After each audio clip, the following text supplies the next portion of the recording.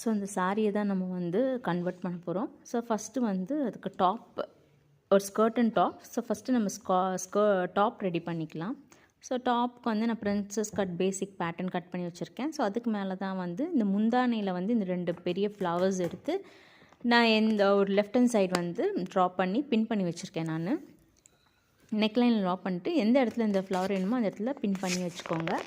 Plus நான் இதுக்கு வந்து எல்லோ கலருக்கு வந்து ரெட் கலர் எம்ப்ராய்டரி போட்டு ஜிக்ஸாக் ஸ்டிச்சை வந்து நான் அப்படியே வந்து ஃப்ளவர்ஸ்க்கு வந்து போட்டு வரேன்.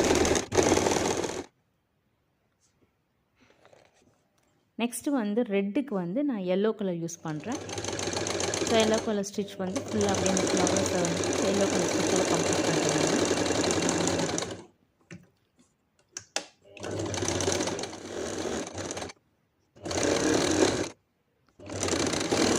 ஸோ அந்த வளைவு எப்படி வருதோ அதுக்கேற்ற மாதிரி அந்த கர்வ்ஸ்க்கு ஏற்ற மாதிரி நீங்கள் வந்து ஃபேப்ரிக் வந்து அட்ஜஸ்ட் பண்ணி எடுத்துகிட்டு போகணும்.